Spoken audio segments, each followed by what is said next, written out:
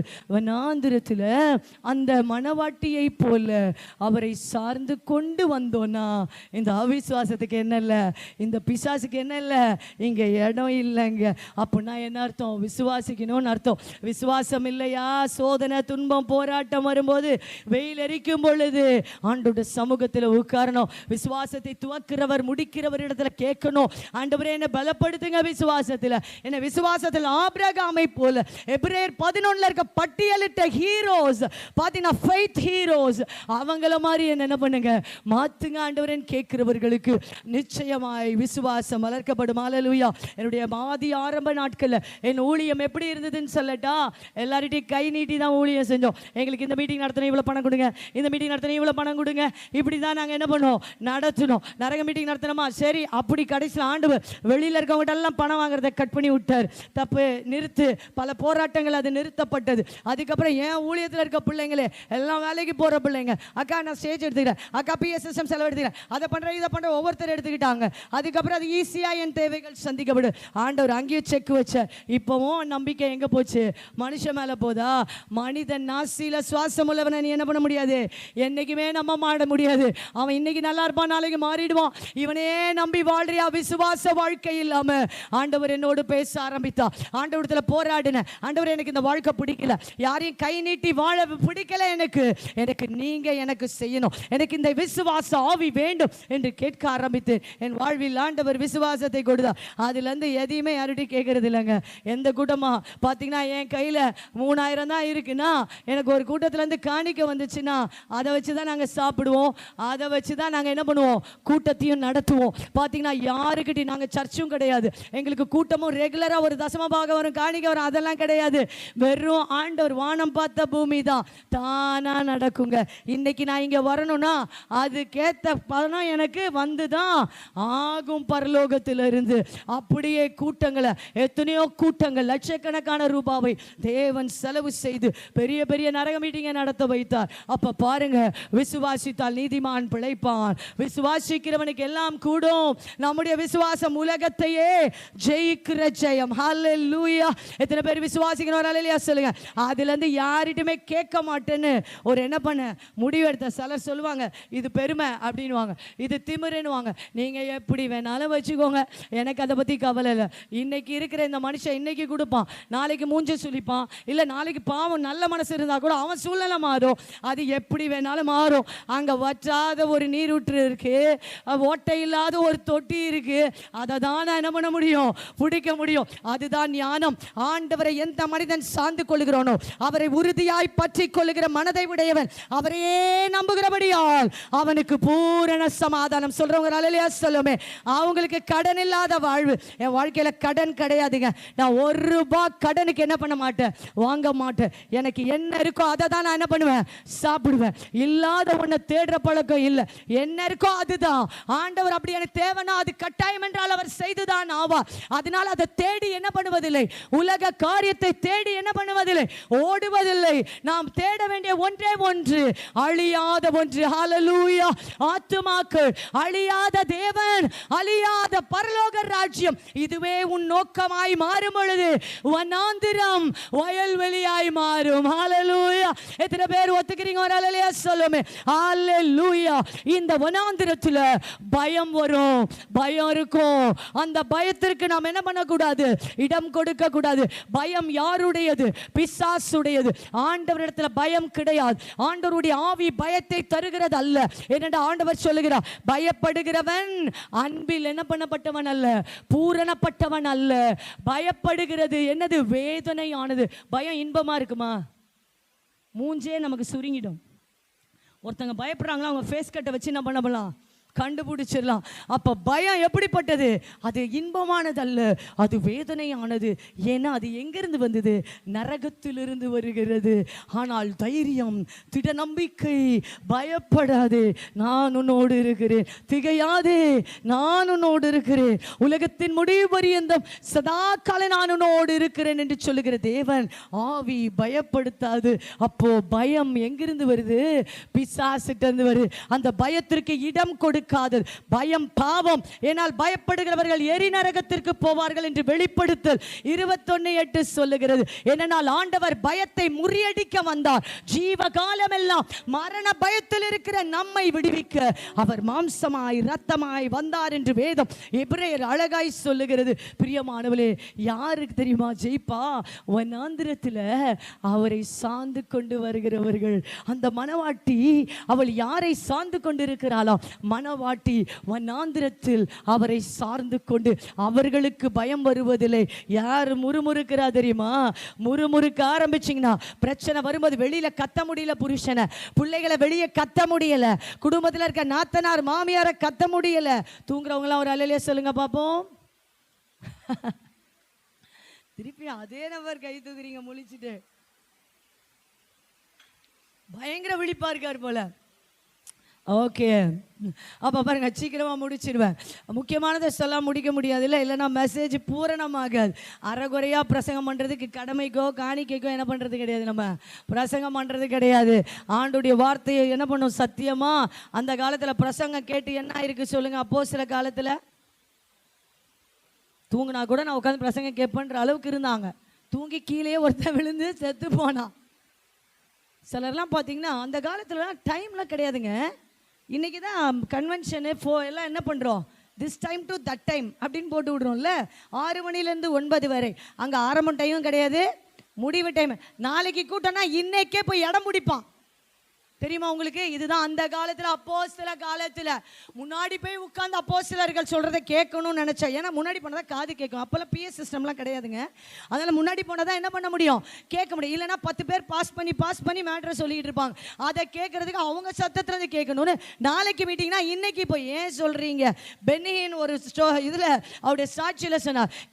பார்த்தீங்கன்னா கேத்ரின் குல்மான் என்ற தேவ ஊழிய பெண்மணி மூலமாய் அவர் அளவில்லாத அபிஷேகத்தை பெற்றுக்கொண்டாராம். அந்த கூட்டத்துக்கு அவர் எப்போ போனாருன்னா, காலையில், நான் நினைக்கிறேன் காலையில் கூட்டத்துக்கு நைட்டே போய் சீட்டு பிடிக்க போனால் அதுக்கு முன்னாடி எல்லாரும் என்ன பண்ணிட்டாங்களா?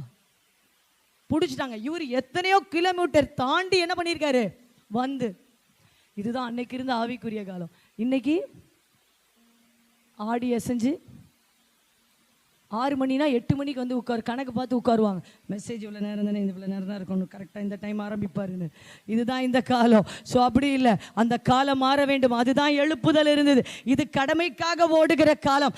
ஆண்டவருக்கே டைம், ஆண்டவர் நமக்கு டைம் கொடுக்கணும். ஆனால் ஆண்டவருக்கே நம்ம என்ன பண்ணிக்கிட்டு இருக்கோம்? ஆண்டவரே 6 to 9 மணி வரைக்கும் தான் ஆண்டவரே உமக்கே என்னது நான் டைம் கொடுப்பேன். அப்படி தான் நம்ம வாழ்ந்துறேன். இதெல்லாம் சரியான ஆவிக்குரிய உலகத்தில் இன்றைக்கு நாம் என்ன பண்ணலை, வாழலை. உண்மையான ஆவிக்குரிய உலகம் அது அல்ல. சோ பிரியமானவர்களே, நம்முடைய வாழ்க்கை எப்படிப்பட்டதா இருக்கு? முறுமுறுக்கிறோமா? பிரச்சனை நேரத்தில், போராட்டத்தில் முறுமுறுத்தா என்ன தெரியுமா நடக்கும்? சங்கார தூதன் வருவானா, பிசாசு வருவான். உனக்கு பிரச்சனை போராட்டத்தில் முறுமுறுக்க கூடாது. அதை தான் 1 கொரிந்தியர் 10:10 வெளிப்படையாய் சொல்லுகிறது. அவர்களில் சிலர் முறுமுறுத்து சங்கார தூதனால் அழிக்கப்பட்டார்கள். நீங்களும் முறுமுறுக்காதீங்க அப்படின்ற. அப்படின்னா என்ன அர்த்தம்? வனாந்திர பிரச்சனையில தண்ணி இல்லைன்னா என்ன பண்ணாங்க? இஸ்ரவேல் ஜனங்க முறுமுறுத்தாங்க. சாப்பாடு இல்லைன்னா என்ன பண்ணாங்க? முறுமுறுத்தாங்க. அப்ப பாருங்களேன், எதுக்கெல்லாம் நீ முறுமுறுத்து கொண்டிருக்க வாழ்க்கையில பிரச்சனை. அப்ப என்னதான் செய்யறது? எல்லாவற்றுக்காகவும் சொல்லுங்க, என்ன செய்யணும்? சோத்திரம் தான் செய்ய முடியும். நம்மளால ஒண்ணுமே பண்ண, குழப்பமா நம்ம என்ன செய்ய முடியும்? சோத்திரம். பயம் வருதா? என்ன பண்ணணும்? சோத்திரம். அவிசுவாசம் வருதா? உட்கார்ந்து ஒரு 100 சோத்திரம் போடுங்க. இந்த சோத்திரத்தினால எத்தனை அற்புதம் நான் அனுபவிச்சிருக்கேன்னு சொன்னா இப்ப நாளே போயிடும். அப்புறம் நீங்க எல்லாம் ஃபுல் நைட்டு தான் என்ன பண்ணுவீங்க? உட்காரணும். அப்போ சோத்திரத்துக்கு என்ன இருக்கு? அவ்வளவு வளமை. எத்தனை வருஷமா இந்த சோத்திரத்தை நான் போட்டுட்டு இருக்கேன்? 20 வருஷத்துக்கு முன்னாடி என் காலேஜ் வாழ்க்கையில் எனக்கு ஒரு சின்ன சோத்திர பலி கிடைச்சதுங்க. அது என்னோட குட்டி பேக், பார்த்தீங்கன்னா காலேஜ் பேக் ஒன்று வச்சிருப்பேன். அதில் ஒரு சைடு ஒரு சின்ன குட்டி பாக்கெட், அதுக்கு ஏற்ற மாதிரி கரெக்டாக இருக்கும். அதில் சொருகி வச்சிருப்பேன். ட்ரெயினில், நான் எம்சிசியில் படித்தேன். ட்ரெயினில் ஏறி உட்கார்ந்த உடனே சோத்திர பலி தான் எடுப்பேன். ட்ரெயின் தாம்பரம் போய் சேர்ற வரைக்கும் என்ன பண்ணுவேன்? சோத்திரம் பண்ணிக்கிட்டே போவேன். இது தானா எனக்குள்ள ஒரு வாஞ்சை வந்தது. நான் ஊழியக்காருடைய பிள்ளைன்றனால வந்துதானே எனக்கு தெரியாது. அதுக்காக எங்கள் அப்பா அம்மா நீ சோத்திர பலி சொல்லிலாம் என்ன பண்ணி கொடுத்ததில்ல, சொல்லி கொடுத்ததெல்லாம் தானா தானாய் வாஞ்சித்து சொல்ல ஆரம்பிச்சு இன்னைக்கு வரைக்கும் ஆண்டவரை துதித்து கொண்டு இருக்கிறோம். ஹல்லேலூயா, ஹல்லேலூயா. துதிக்கிறவர்களுக்கு எல்லாம் தலைகீழாய் மாறிவிடும். முறுமுறுக்க வேண்டிய அவசியம் இல்லை. சமாதானம். அவங்க கத்திக்கிட்டு இருப்பாங்க, நீங்க சிரிச்சுக்கிட்டு இருப்பீங்க. அவங்க கூச்சல் போட்டுட்டு இருப்பாங்க, நீங்க கூலா பாட்டு பாடி என்ன பண்ணிட்டு இருக்க முடியும்? நான் இதுதான் ஆனந்த தைலம் எங்கிருந்து புறப்படுது தெரியுமா? துதியின் சத்தத்தில் இருந்து. ஹல்லேலூயா. எத்தனை பேர் விசுவாசிக்கிறோம்? ஹல்லேலூயா சொல்லுங்களேன். உங்களுக்கு ஆதாரம் சொல்லணுமா? நீ ஒன்றுக்கும் கவலைப்படாதபடி எல்லாவற்றை குறித்து என்ன செய்யணுமா? சோதரத்தோடு விண்ணப்பத்தை செலுத்தினா உங்களுக்கு என்ன நடக்குமா? புத்தி கெட்டாத, அப்படின்னா உங்க அறிவால யோசித்து பார்க்க முடியாத பரலோகத்தின் ஆண்டவரின் சமாதானம் உங்கள் சிந்தையையும் உங்க இருதயத்தையும் காத்துக்கொள்ளும். அதனாலதான் ஆனந்த தைலம் அங்க என்ன பண்ணப்படும்? ஊற்றப்படும். யாரு சிந்தையை காக்குறாங்க, யாரு இருதயத்தை காக்குறாங்க, அவர்களுக்கே ஆனந்த தைலம். எத்தனை பேர் விசுவாசிக்கிறீங்க? ஒரு ஹல்லேலூயா சொல்லுமே. ஹல்லேலூயா. ஒரு விஷயம் சொல்லட்டா, சீக்கிரமாய் முடிக்க விரும்புகிறேன். வனாந்திரத்தில் மிகப்பெரிய ஆசீர்வாதம் இருக்கு. சிலர் வனாந்திரம்னா என்ன இல்ல பிடிக்கல, வெயில் ஐயோ கொடுமையா இருக்குடா அப்படின்னு நம்ம நினைக்கிறோம். துன்பமும் போராட்டமும் நமக்கு பிடிக்கல. ஆனா நோ, யார் ஆண்டவரை செடி அந்த கொடியானது செடியில் ஒட்டி கொண்டிருக்கிறதோ அவர்களுக்கு வனாந்திரத்தில் கிடைக்கிற ஆசீர்வாதம் வேறங்க. அந்த ஆசீர்வாதம் என்ன தெரியுமா? உபாகமம் 32. இது அருமையான வசனம், எடுத்து வாசிப்போமே. உபாகமம் 32:11. என்ன அருமையான வசனம் பாருங்க. கழுகு தான் கூட்ட என்ன பண்ணுமா? கலைக்குமா? இஸ்ரவேலுடைய எகிப்தின் அடிமையின் கூட்டை கழுகாகி ஆண்டவர் என்ன பண்ணாரு? கலைச்சு அதை விட மோசமான ஒரு வனாந்திரத்தின் வழியா எங்க கூட்டிட்டு போக விரும்புறாரு? கானானுக்கு. எப்படி கூட்டம்? நடக்க வச்சு கூட்டு போனாரா? ஓட வச்சு கூட்டு போனாரா? No no no no. என்ன பண்ணார் தெரியுமா? அந்த கழுகு கூட்ட கலைச்ச உடனே அதுக்கு ரெக்கை தான் முளைச்சிருக்கும், பறக்க என்ன தெரியாது, அந்த குஞ்சுகளுக்கு தெரியாது. அதனால அந்த குஞ்சுகள் என்ன பண்ணுவோம்? அந்த கழுகு தூக்கி ரெக்கையில உட்கார வச்சுக்கிட்டு, நீங்க வீடியோ போய் பாருங்க தெரியும், பறக்குங்க. அப்படின்னா அந்த 2 ரெக்கைக்கு நடுவில் வச்சுக்கும். அந்த மாதிரி ஆண்டவர் யார் வனாந்திரத்தில் அந்த மணவாட்டியை போல அவரை சார்ந்து கொண்டு அவர் மார்பில் சார்ந்து கொண்டு வருகிறார்களோ அவர்களை தன் சட்டையில் தூக்கி அவர் சுமக்கிற தேவன். ஹல்லேலூயா, ஹல்லேலூயா. என்னை ஆண்டவர் நடத்தி வந்த பாதைகளை நான் சொல்லணும்னா அளவில்லாததுங்க. ஒரு காலத்தில் என்னை ஆண்டவர் எப்படி நடத்தினார் தெரியுமா? கையை பிடிச்சிட்டு சின்ன குழந்தைய கூட்டிட்டு வர மாதிரி கூட்டிட்டு போனார். அது எனக்கு தரிசனத்தில் காட்டினார். இப்போ நான் அவனை எப்படி கொண்டு போயிட்டு இருக்கேன், என்னை ஆறுதல் படுத்த, என்னை உற்சாகப்படுத்த எனக்கு தரிசனத்தை காட்டுவார். உன்னை கையை பிடிச்சி கூட்டிட்டு வர, டோன்ட் வெரி அப்படின்னார். ஒரு காலத்தில் ஒரு சில ஆண்டுகள் ஆண்டவர் பயங்கரமான துன்பங்கள் வழியாய் போராட்டங்கள் வழியாய் போகும் பொழுது ஆண்டவர் எனக்கு காட்டினாரு. ஆண்டவர் எப்படி தெரியுமா சொன்னாரு? என் இடுப்பை பிடிச்சு தள்ளிட்டு போறதை காட்டினாரு. ஒரு கை, ஒரு பலத்த பெரிய கை. நான் ஒரு மலை மேலே ஏறுகிற தரிசனம். அது பார்த்தீங்கன்னா அந்த மலை மேலே ஏறும் பொழுது என்னுடைய இந்த நெற்றியில பயங்கரமான ஒரு பலத்த காயம், அப்படியே ரத்தம் ஊத்துது. அப்படின்னா வேதனை. மலை என்கிற அனுபவம் என்ன தெரியுமா? இயேசுவின் சாயலாய் மாற்றப்பட பல கடினமான பாதையின் வழியாய் ஏறும் பொழுது சிந்தையில நீங்க காயப்படலாம், மனரீதியாய் துக்க வேதனைகள் அடையலாம். அந்த பாதையில நான் போகணும், ஆனா என் கையில ஒரு தடி கூட இல்லைங்க அந்த மலை மேல ஏறுறதுக்கு. நான் எதுல ஏறுறேன் தெரியுமா? ஒரு ஸ்கேட் போர்டில் நின்றுகிட்டு இருக்கேன். அந்த ஸ்கேட் போர்டு மேலே ஏறி எப்படி டிரைவ் பண்ணுவீங்க? எப்படி மேலே ஏற முடியும்? அப்படியே நிற்கிற ஒரு கை என் இடுப்பை பிடிச்சி என்ன பண்ணுது? தள்ளிக்கிட்டே என்னை மழை உச்சிக்கு கொண்டு போயிருச்சு. ஆண்டவர் சொன்னாரு, இப்போ உன்னை நடத்துகிற காலம் எது தெரியுமா? டோன்ட் வரி, உன்னால போக முடியாது, நான் உன்னை தள்ளிட்டு போயிடுவேம்மா, நீ கவலையப்பட, என்னை சார்ந்து கொண்டு மாத்திரம் இரு. அது ஒரு காலம் போனது. ரீசெண்டா சில காலங்கள் ஆண்டவரத்தில் கேட்டேன், ஆண்டவரே கடினமான பாதை வழியா என்ன கொண்டு போறீங்க, இந்த கடினமான பாதையில இப்போ நீங்க என்ன எப்படி கூட்டிட்டு போறீங்க ஆண்டவரே? சொன்னா நம்புவீங்களா? ஆண்டவர் எனக்கு காண்பித்த தரிசனம் என்ன தெரியுமா? ஒரு தகப்பன் கழுத்துல ஒரு பிள்ளை இந்த 2 காலை இந்த பக்கம் போட்டு தகப்பன் தூக்கிட்டு போறதை காட்டினார். இது கிராமத்துல நீங்க பார்த்திருப்பீங்க. அப்பா என்ன பண்ணுவாரு? தொலை தூரம் நடந்து போனா குழந்தைங்களால நடக்க முடியாது வெயில, அந்த குழந்தைய கழுத்துல என்ன பண்ணுவார்? அவரோட அந்த குழந்தைங்க கால் எங்க இருக்கும்? அவருடைய மார்புல இருக்கும். ஆண்டவர் சொன்னாரு, நான் உனக்கு யாரு? தகப்பனாய் இருக்கிற தாயை போல நான் அவனை என்ன பண்ணுவேன்? தேற்றுவன் சொல்லி ஆண்டவர் தூக்கி சுமந்து, நீயே பல வேண்டாமா, நான் தாமா உன்னை கூட்டிட்டு போறேன்றார் ஆண்டவர். நீ போகவே இல்லை, நீ நடக்கவே இல்லை, நான் இல்லை உன்னை தூக்கிட்டு போறேன். அப்படிப்பட்ட அனுபவமே செட்டை கழுகின் செட்டைகளை சுமக்கிற அனுபவம் யாருக்கு இது? வனாந்திரத்தில் அவரை சார்ந்து கொள்ளுகிறவர்களுக்கு. யாருக்கு இது? வனாந்திரத்தில் அந்த செடியோடு இந்த கொடி ஒட்டி கொள்ளும் பொழுதே இந்த அனுபவம். எத்தனை பேர் தூங்குறீங்க? ஒரு அல்லேலூயா சொல்லுவோமே. ஹல்லேலூயா. சூப்பர். அப்போ நான் இன்னும் வேகமாக முடிக்க விரும்புகிறேன். அப்போ பாருங்களேன், இந்த அனுபவத்தை தேவன் நமக்கு தர விரும்புகிறார். இந்த வனாந்திரத்தில் ஆண்டவர் உங்களை எந்த எதிர்ப்பார்? இந்த உலகம் ஒரு வனாந்திரம். இந்த உலகத்தின் போராட்டம், துன்பம், அவமானம், நிந்தை, பொய்யானவைகள் உங்கள் பேரில் சொல்லும் பொழுது நீங்கள் மகிழ வேண்டும். அப்படின்னா வேற தேவர்களுக்குள்ள இல்லை, ஆண்டவருக்கு. ஆண்டவர் சொன்னது என்ன தெரியுமா? அந்த வசனத்தில் லாஸ்ட்ல, கர்த்தர் ஒருவரே அவரை வழி நடத்தினார், அந்நிய தேவன் அவர்களோடு இல்லை. இன்னைக்கு எத்தனை பேர் அந்நிய தேவர்களோடு வாழ்ந்துகிட்டு இருக்கோம்? அந்நிய தேவரை என்ன சிஸ்டர், இயேசுவை மாத்திரம் சொந்தமா வச்சுட்டு இருக்கேன், நீங்க என்ன பொய்யெல்லாம் சொல்லிட்டு இருக்கீங்க? அந்நிய தேவ எது? அந்நிய தேவன் மனிதன் மேல சார்ந்துகிட்டு இருந்தா அவங்க யாரு உங்களுக்கு? கடவுளுங்க. பணத்தை வச்சு எல்லாம் நம்ம செஞ்சிருவேன்னு நினைக்கிறீங்களா? அப்ப நீங்க உங்களுக்கு அந்நிய தேவன் இருக்கு. எனக்கு ஆண்டவர் அப்படிதான் காட்டுவார். பணவாசம் வந்துச்சுன்னா விக்கிரகத்தை வணங்குறேன்னு காட்டிடுவார். அப்படின்னா அந்நிய தேவர்கள், அந்நிய தேவர்கள் உனக்குள் இருக்கிறார்களா? நீ மனிதனை சார்ந்து வாழுகிறாயா? பணத்தை சார்ந்து வாழுகிறாயா? உனக்காய் ஜீவனை கொடுத்து கொடூரமாய் ரத்தம் சிந்தின ஆண்டவரை நம்பி நீ வனாந்திரத்தில் அவர் மார்பில் நீ சாய்ந்து வாழும் பொழுது நீ செட்டையினுக்குள் வருகிறவனாய், ஓ அந்த கொடி என்னவாய் மாறுகிறது? செடியோடு ஒட்டி கொண்டதினால் அது பலன் அடைகிறது. பலன்னா ஸ்ட்ராங் ஆகுதுங்க.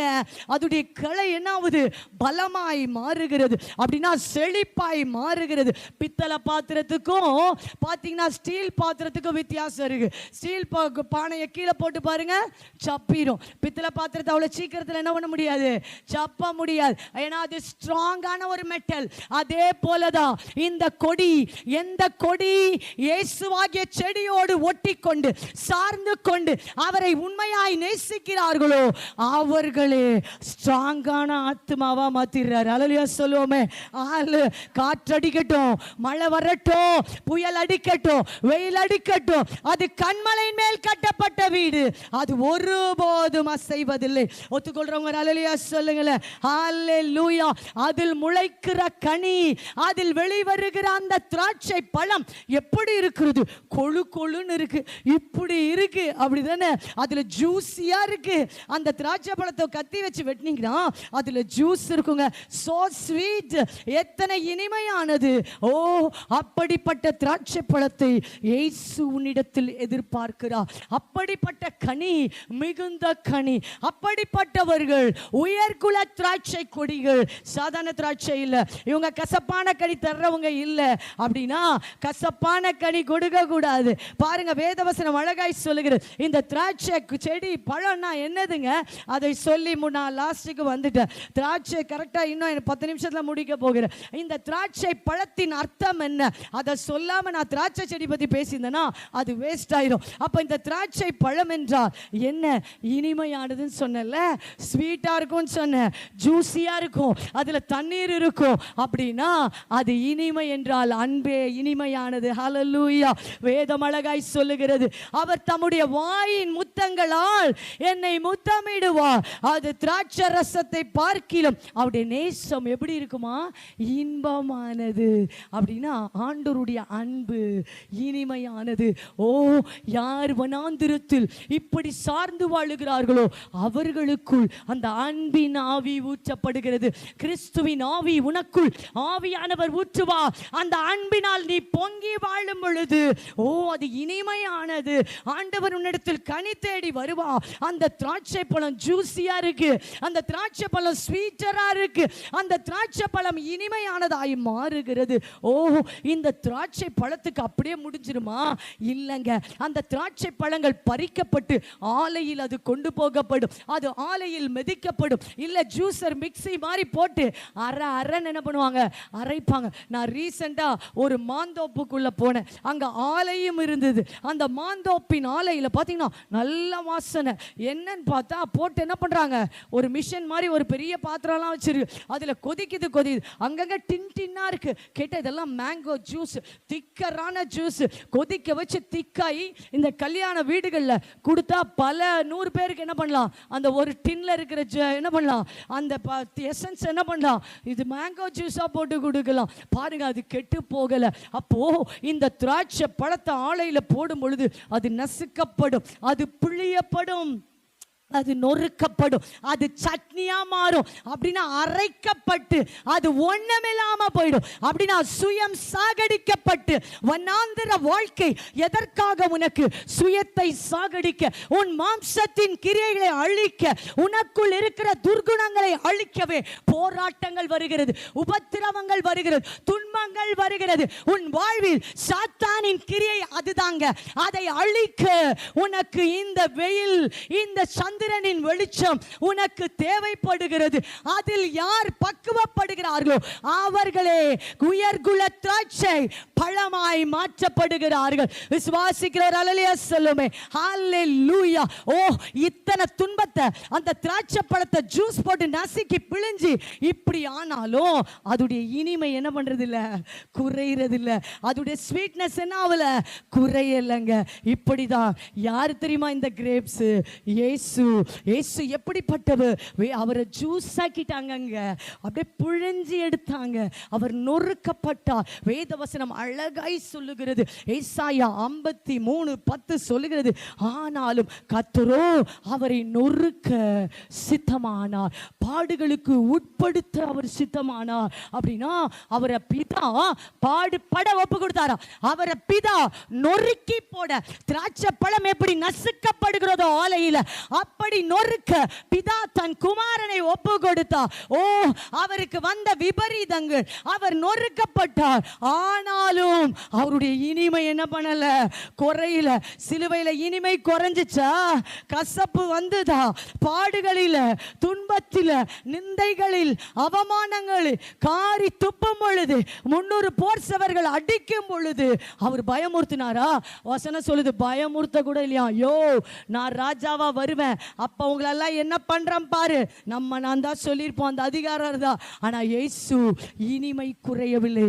இதே அன்பு. ஹalleluya.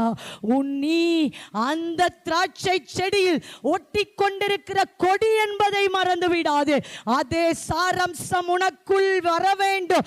அப்படின்னா தான் நீ ஒட்டிட்டு இருக்கிறதுக்கு அர்த்தம். அந்த சாரம்சம் வரலனா, அதை தான் எபிரேயர் அழகாய் வசனம் சொல்லு, அவருடைய சத்துவத்தில், அவருடைய வல்லமையில் பலப்படுங்கள். அதுதான் அவருடைய சத்து. அந்த சத்து உனக்குள் வர வேண்டும். அதை கொடுக்கிறவர் ஆவியானவர். கிறிஸ்துவின் அன்பை நமக்குள் ஊற்றுகிறவர் ஆவியானவர். அந்த திராட்சை செடிக்கு நீர் பாய்ச்ச வேண்டும். ஓ, நீ நீர்ப்பாய்ச்சலான தோட்டத்தை போல் மாற வேண்டும். ஓ, ஆவியானவரின் அபிஷேகம் அவருடைய கனிகளை உனக்கு கொடுக்கும். திராட்சை பழத்துல எங்க கொலன்னு சொல்றோம், அதுல எக்கச்சக்கமான பழம் இருக்கு. அப்படின்னா அன்பு எல்லா சற்குணத்தையும் தனக்குள் அடக்கி வைத்திருக்கிறது.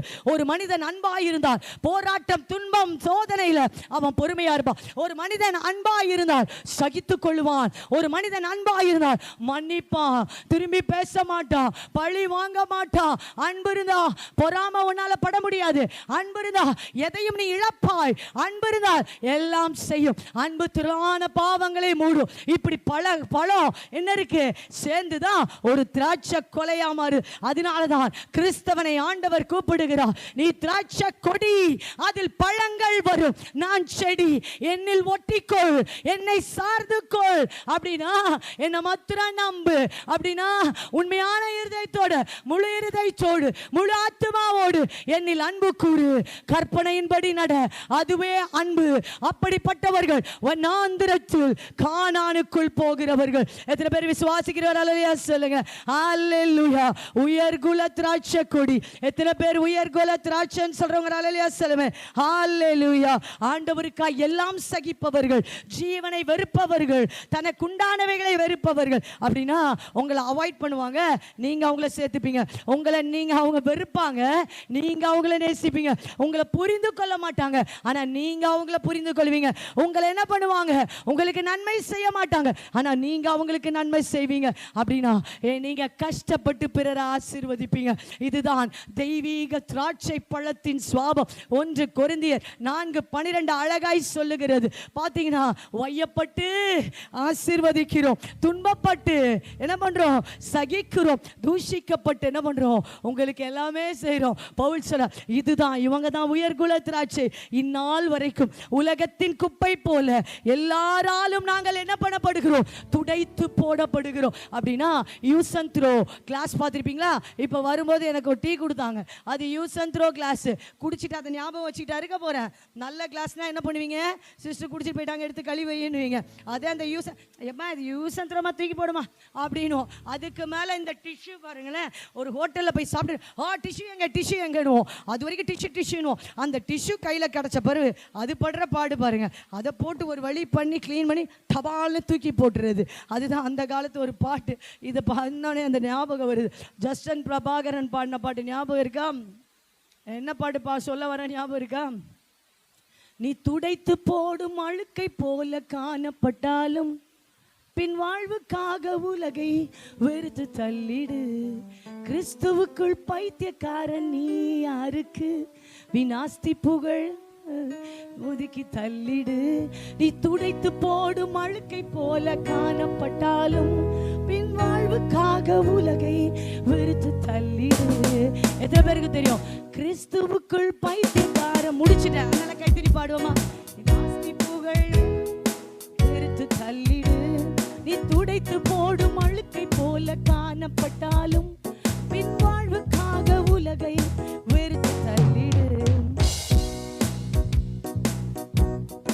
பாடுவோமா? நான் கிறிஸ்துவுக்குள் பைத்தியக்காரன் நீ யாருக்கு, வீண் பெருமை புகழ் ஆஸ்தி குப்பை என்று தள்ளிடு. நீ துடைத்து போடும் அழுக்கை போல காணப்பட்டாலும் விண் வாழ்வுக்காக உலகை வெறுத்து தள்ளிடு. பலவான்களை சொல்லுமா வெட்கப்படுத்தவே, கைத்தட்டி பலவீனரை தேவன் தெரிந்து கொண்டாரே. பலவான்களை சொல்லோ வெட்கப்படுத்தவே, பலவீனரை தேவன் தெரிந்து கொண்டாரே. ஞானவான்களை பைத்தியமாக்கவே, பைத்தியங்களை தேவன், உங்களை யாரா பைத்தியம் சொல்றாங்களா? ஞானவான்களை பைத்தியமாக்கவே, பைத்தியங்களை தேவன் தெரிந்து கொண்டாரே. சொல்லோ கிறிஸ்துவுக்குள் பைத்தியக்காரன் நீ யாருக்கு, விநாஸ்தி புகழ் உலகை வெறுத்து தள்ளிடு. நீ துடைத்து போடும் அழுக்கை போல காணப்பட்டாலும் விண் வாழ்வுக்காக உலகை. எனக்கு முக்கியமான லைனே இதுதான். உன்னை தொடச்சு போடுற ஒரு டிஷ்யூவா வச்சிருந்தாலும் நீ அவங்கள ஆசீர்வதி. ஹல்லேலூயா. இதுதான் கனி. இந்த லைனை மாத்திரம் பாடும். நமக்கு தேவை இந்த லைன். இந்த லைனை பாடி முடிப்போமா எல்லாரும் ஒன்னா இருந்து? இந்த லைனை மாத்திரம் கத்திக்கிட்டு பாடுங்க. நான் அந்த வரிகளை சொல்றேன். நான் கிறிஸ்துவுக்கு என்ன, இதெல்லாம் பைத்தியம்னுவாங்க. நீ என்ன பைத்தியமா? நீ அவன் அடிச்சுட்டே இருக்க அமைதியா இருக்க, அவன் திட்டிக்கிட்டே இருக்க அமைதியா இருக்க, அவன் உன்னை நாசப்படுத்திட்டு இருக்கா கேட்டுட்டு இருக்க. அதான் என்னது, நீ பைத்தியம் தான். எத்தனை பேர் பைத்தியம்ன்ற ஒரு அல்லேலூயா சொல்லுங்களேன். யாரா பைத்தியம்னு உங்களை யாரா சொல்லியிருக்காங்கன்னா அவங்க மாத்திரம் அல்லேலூயா சொல்லுங்க. நீங்க எல்லாம் ரொம்ப ஆசீர்வதிக்கப்பட்டவங்க நினைக்கிறேன். சரி, யாராவது உங்களை பிசாசுன்னு சொல்லியிருக்காங்கன்னா ஒரு அல்லேலூயா சொல்லுங்க. அப்போ யாருமே ஆசீர்வதிக்கப்படல. ஏன்னா இயேசுவை பைத்தியக்கார மாதிரி பேசுறேன்னாங்க, பவுல வாயாடின்னாங்க, இயேசுவை பிசாசு பிடிச்சவன். இதெல்லாம் சொல்லிட்டாங்கன்னா நீங்க இயேசு சாயலா மாறிட்டு இருக்கீங்க. உயர்குல திராட்சை குலையா என்ன பண்ணிட்டு இருக்கீங்க, பழுத்துட்டு இருக்கீங்க. அப்படின்னா இன்னும் ஒன்றும் நடக்கலைன்னு அர்த்தம். நீங்க அப்ப மனுஷனுக்கு சாஞ்சிட்டீங்கன்னு அர்த்தம். நீங்க வேற எதையும் பலமாக்கிட்டு இருக்கீங்கன்னு அர்த்தம். அதனால தான் நிந்த வரல, போராட்டம் வரல, அவமானம் வரலன்னு அர்த்தம். அதனால இதை உணர்ந்து பாடுவோமா? நீங்க யூஸ் அண்ட் த்ரோ கிளாஸா இருக்கீங்களா, டோன்ட் வரி. டிஷ்யூ பேப்பரா இருக்கீங்கன்னா டோன்ட் வரி. நீங்க தான் உயர்குல திராட்சை செடி. ஹல்லேலூயா. உணர்ந்து பாடுவோமா? ஹல்லேலூயா. நான் கிறிஸ்துவுக்குள் பைத்தியக்காரன் நீ யாருக்கு, வீண் பெருமை புகழ் ஆஸ்தி குப்பை என்று தள்ளிடு. நீ துடைத்து போடும் அழுக்கை போல காணப்பட்டாலும் விண் வாழ்வுக்காக உலகை, விண் வாழ்வுக்காக. நீ கிறிஸ்துவுக்கு பைத்தியக்கார் நீ யாருக்கு, வீண் பெருமை புகழ் ஆஸ்தி குப்பை என்று தள்ளிடு. நீ துடைத்து போடும் அழுக்கை போல காணப்பட்டாலும் விண் வாழ்வுக்காக உலகை வெறுத்து தள்ளிடு. சொல்லும் பலவா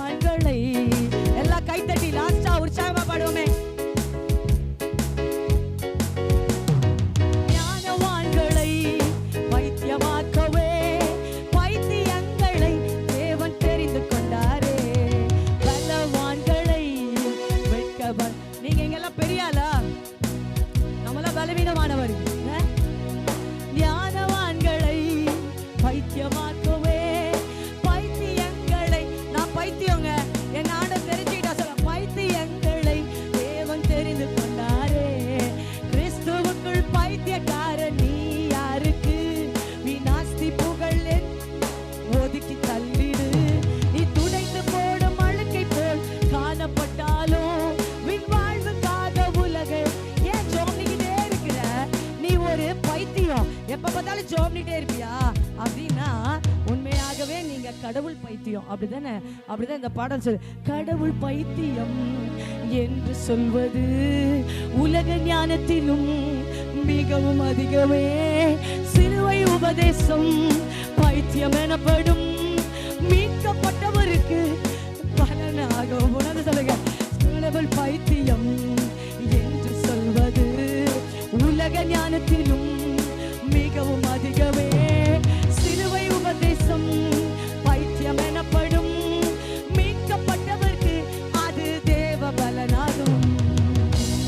ஹல்லேலூயா, ஹல்லேலூயா. நீங்க திராட்சை பழமா மாறணும்னா பைத்தியமா என்ன பண்ணணும்? குப்பையா என்ன பண்ணப்படணும்? அதுதான் வனாந்திரம். உபத்திரவங்கள், போராட்டங்கள், இந்த குள்ள நரிக்கிட்ட இருந்து நம்மளை காப்பாற்றணும். பாருங்க, இந்த வனாந்திரத்தில் வர்றது என்ன தெரியுமா? குள்ள நரி. இந்த திராட்சை பழம் பூக்கும் பொழுதோ காய்க்கும் பொழுதோ அதை அழிக்கிறதுக்கு என்ன வரும் சொல்லுங்க? குள்ளநரி வருமா? அதெல்லாம் என்ன தெரியுமா? அதுதான் பாவங்கள். நம் ஆவிக்குரிய வாழ்க்கை அழிக்கிற பாவங்கள், பிரிவினையின் ஆவிகள், சகிக்க முடியாத பிரிவினை, கசப்பு, பொறாம, கோபம், எரிச்சல், இதெல்லாம் குள்ளநரி ஆவி. இந்த ஆவி உள்ள வந்துச்சுன்னா திராட்சை பழம் பிஞ்சிலே என்ன பண்ணிடும்? கொட்டி போயிருங்க. அதனால திராட்சை பழத்தை நீ காத்துக்கொள்ள, நீ உயர்குல திராட்சை கனியை கொடுக்க குள்ள நரியை என்ன பண்ணணும்? எப்பவுமே விரட்டணும். எப்படி விரட்டுறது? அதுக்கு தான் கோபுரம் இருக்கு. கோபுரம் என்றால் என்ன? ஜப வாழ்க்கை, தேவனோடு ஒட்டிக்கொள்ளும் இருக்கும் வாழ்க்கை. ஜபம் உன்னை காப்பாற்றும். வேத வசனம் குள்ள நரியிடமிருந்து உன்னை காப்பாற்றும். அந்த கோபுரம் இருக்கணும், ஆலை இருக்கணும், வனாந்திர வாழ்வு இருக்கணும். அப்பதான் நீங்க கொடியா இருக்க முடியும், கனி கொடுக்க முடியும், இயேசுவோடு ஒட்டிக்கொள்ள முடியும். எத்தனை பேர் இயேசு எனக்கு ஜீவன் சொல்றவங்க? நான் ஜீவனையும் அவருக்காய் வருகிறேன். எழுந்து நிற்போம்மா, கண்களை மூடி ஒரு நிமிஷம் எல்லாரும் ஜெபிக்க போகிறோம்.